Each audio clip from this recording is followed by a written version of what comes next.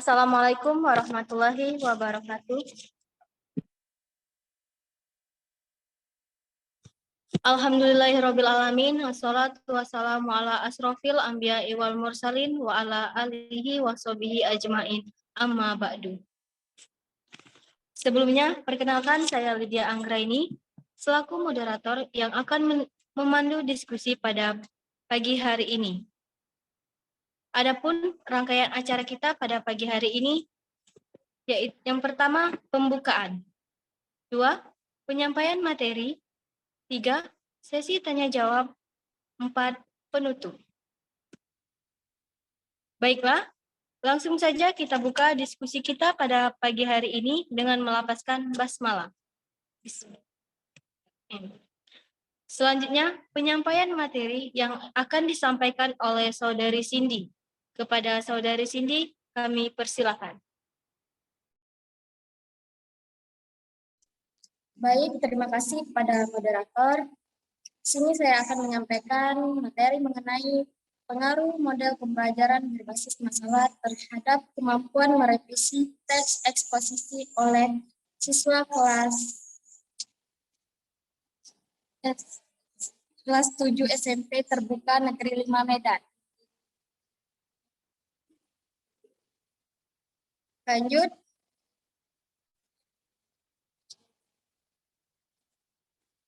Pengertian model pembelajaran berbasis masalah. Menurut Ibrahim dan Nur, dalam Rusman 2012, halaman 241, mengemukakan bahwa pembelajaran berbasis masalah merupakan salah satu pendekatan pembelajaran yang digunakan untuk merangsang berpikir tingkat tinggi siswa dalam situasi yang berorientasi pada masalah dunia nyata, termasuk di dalamnya belajar bagaimana belajar. Selanjutnya, langkah-langkah metode berbasis masalah. Langkah-langkah menurut Ibrahim dalam Rusman tahun 2012, halaman 243, mengemukakan bahwa langkah-langkah pembelajaran berbasis masalah adalah sebagai berikut.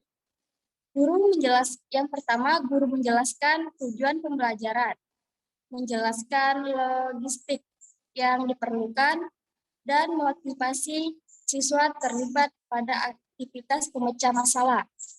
Yang kedua, guru membantu siswa mendefinisikan dan mengorganisasikan tugas belajar yang berhubungan dengan masalah tersebut. Yang ketiga, guru mendorong siswa untuk mengumpulkan informasi sesuai melaksanakan eksperimen untuk mendapatkan penjelasan dan pemecah masalah. Yang keempat, guru membantu siswa dalam merencanakan dan menyiapkan karya yang sesuai seperti laporan dan membantu mereka untuk berbagai tugas untuk berbagi tugas dengan temannya. Yang terakhir, guru membantu siswa untuk melakukan refleksi dan evaluasi terhadap penyelidikan mereka dan proses yang menggunakannya. Selanjutnya, adapun kelebihan model pembelajaran berbasis masalah. Yang pertama, siswa didorong untuk memiliki kemampuan memecahkan masalah kemampuan. Yang kedua, siswa memiliki kemampuan membangun pengetahuannya sendiri melalui aktivitas belajar. Yang ketiga, pembelajarannya berfokus pada masalah sehingga materi yang tidak ada hubungannya tidak perlu dipelajari oleh siswa. Hal ini mengurangi beban siswa dengan menghafal atau menyimpan informasi. Lanjut, kekurangan dalam model pembelajaran berbasis masalah. Yang pertama, pembelajaran berbasis masalah tidak dapat diterapkan untuk setiap materi pembelajaran. Ada bagian guru berperan aktif dalam menyajikan materi. Pembelajaran berbasis masalah lebih cocok untuk pembelajaran yang menuntut kemampuan tertentu yang kaitannya dengan pemecah masalah. Yang kedua, dalam suatu kelas yang memiliki tingkat keragaman siswa, yang tinggi akan terjadi kesulitan pembagian tugas. Lanjut. Adapun model konvensional. Apa itu konvensional? Konvensional itu menurut Ahmadi dalam Widyantari tahun 2012, halaman 24, model konvensional menyadarkan pada hafalan belakang. Penyimpanan informasi lebih banyak dilakukan oleh guru. Siswa secara pasif menerima informasi. Guru hanya memberikan tumpukan informasi kepada siswa. Waktu belajar, siswa sebagai besar digunakan untuk mengerjakan buku tugas, mendengarkan ceramah guru, dan mengisi latihan kerja secara individu. Selanjutnya, kelebihan konvensional. Yang pertama, kelebihannya dapat menampung kelas yang besar, tetapi peserta didik mendapat kesempatan yang sama untuk mendengar. Yang kedua, bahan pengajar atau keterangan dapat diberikan lebih urut. Yang ketiga, pengajar dapat diberikan tekanan terhadap hal-hal penting, sehingga waktu dan energi dapat digunakan sebaik mungkin. Selanjutnya, kekurangan konvensional. Kekurangannya yang pertama, proses pembelajaran berjalan membosankan dan peserta didik menjadi pasif karena tidak ada kesempatan untuk menemukan sendiri konsep yang diajarkan. Yang kedua, kepadatan konsep-konsep yang diberikan dapat berakibat peserta didik tidak mampu menguasai bahan yang diajarkan. Yang ketiga, ceramah menyebabkan pembelajaran peserta didik menjadi belajar menghafal yang tidak mengakibatkan timbulnya pengertian. Selanjutnya,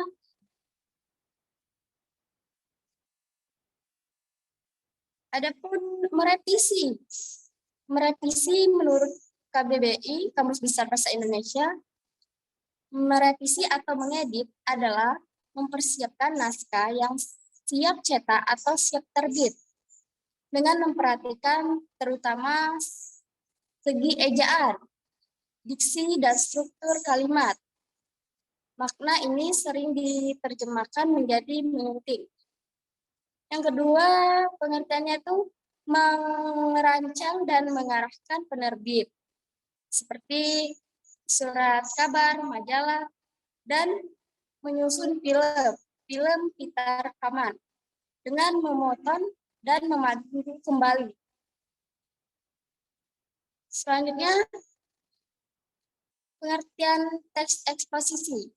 Teks eksposisi menurut Kamus Besar Bahasa Indonesia, teks adalah naskah yang berupa kata-kata dari pengarang.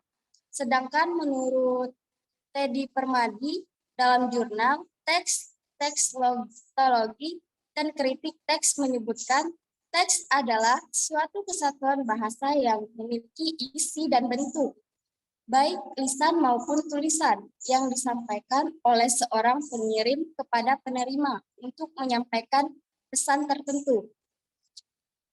Karangan eksposisi. Karangan eksposisi itu adalah karangan yang memaparkan atau menjelaskan secara terperinci.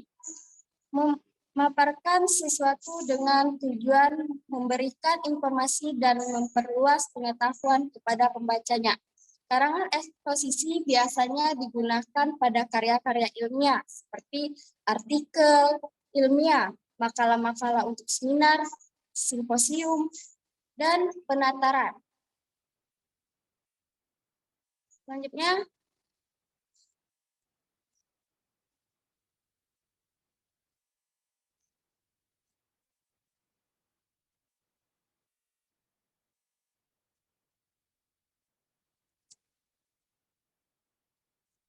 Selanjutnya, diskusi hasil penelitian. Data yang diperlukan dalam penelitian ini telah diperoleh melalui tes kemampuan menulis teks berita pada kedua kelompok pembelajaran. Adapun beberapa hasil dari penelitian dirangkap sebagai berikut. Kelompok eksperimen kemampuan menulis teks berita dengan menggunakan model pembelajaran berbasis masalah memperoleh rata-rata 79,88. Sementara kelompok kontrol kemampuan menulis berita dengan menggunakan model konvensional memperoleh rata-rata 57,59. Baik, itulah penyampaian materi dari saya. Saya kembalikan kepada moderator. Terima kasih kepada pemateri. Selanjutnya sesi tanya jawab kepada para audiens yang ingin bertanya dipersilakan.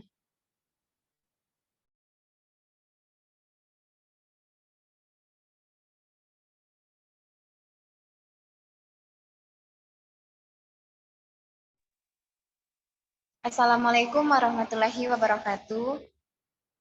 Perkenalkan, saya Melina Ramalasari, izin bertanya kepada moderator. Di sini saya ingin bertanya dua pertanyaan. Pertanyaan yang pertama yaitu bagaimana peran seorang guru dalam menerapkan strategi pembelajaran berbasis masalah. Dan pertanyaan kedua yaitu bagaimana karakteristik model pembelajaran berbasis masalah. Mungkin itu saja, terima kasih. Kembali ke moderator. Baik, kepada para audiens yang ingin bertanya lagi, kami persilakan. Baik, izin bertanya. Perkenalkan, nama saya Novi Sanjaya. Pertanyaannya, bagaimana cara menerapkan model pembelajaran berbasis masalah? Yang kedua, apa ciri khusus dalam pembelajaran berbasis masalah? Baik, sekian, terima kasih. Kembali pada moderator. Kepada para audiens yang ingin bertanya, dipersilakan.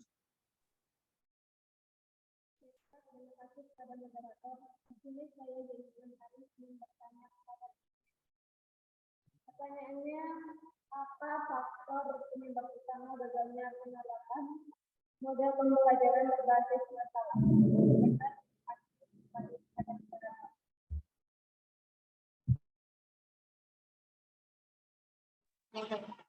Terima kasih kepada para audiens yang sudah bertanya. Selanjutnya kepada pemateri dipersilakan untuk menjawab pertanyaan dari para audiens. Baik, terima kasih atas pertanyaannya. Di sini saya akan menjawab pertanyaan dari Novi. Yang pertanyaannya, bagaimana cara menerapkan model pembelajaran berbasis masalah? Cara menerapkan model pembelajaran berbasis masalah yang pertama yaitu orientasi siswa pada masalah. Yang kedua, mengorganisasi siswa untuk belajar. Yang ketiga, membimbing penyelidik individual dan kelompok. Yang keempat, mengembangkan dan menyajikan hasil karya. Yang kelima, menganalisis dan mengevaluasi proses pemecah masalah. Baik, yang pertanyaan selanjutnya dari pertanyaan Melina. Yang pertanyaan pertama, bagaimana peran seorang guru dalam menerapkan strategi pembelajaran berbasis masalah?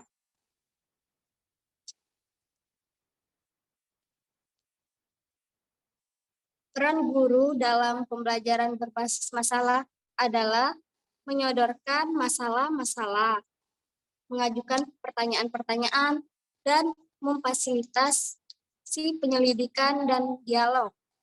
Guru juga berperan untuk menciptakan lingkungan kelas yang di dalamnya terjadi suatu pertukaran dan berbagai ide secara terbuka, tulus, dan jujur. Pertanyaan yang kedua dari Melina, bagaimana karakteristik model pembelajaran berbasis masalah?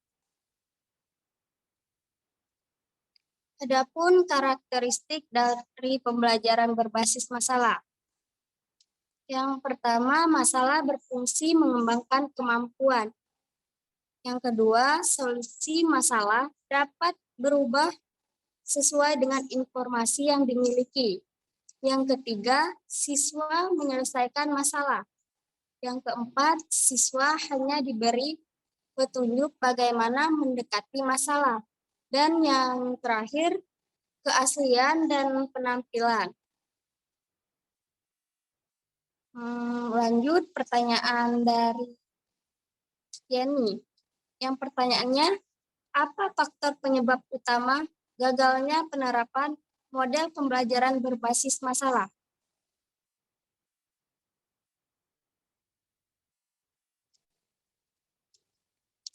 Gagalnya penerapan model pembelajaran berbasis masalah secara umum ada dua faktor penyebab utama gagalnya penerapan model pembelajaran, yaitu kemampuan guru dalam memahami dan menerapkan model tersebut dalam pembelajaran. Yang kedua, ketidaksesuaian pemilihan model dengan karakteristik materi. Baik, itulah jawaban dari saya. Saya kembalikan ke moderator. Baik, terima kasih kepada pemateri. Acara yang selanjutnya yaitu penutup. Terima kasih kepada pemateri. Semoga materi yang disampaikan dapat bermanfaat bagi kita semua. Kita tutup dengan melafazkan hamdalah. Saya selaku moderator memohon maaf apabila ada salah kata. Kepada Allah saya mohon ampun dan saya akhiri dengan ucapan wabillahi taufik wal hidayah. Wassalamualaikum warahmatullahi wabarakatuh. Waalaikumsalam.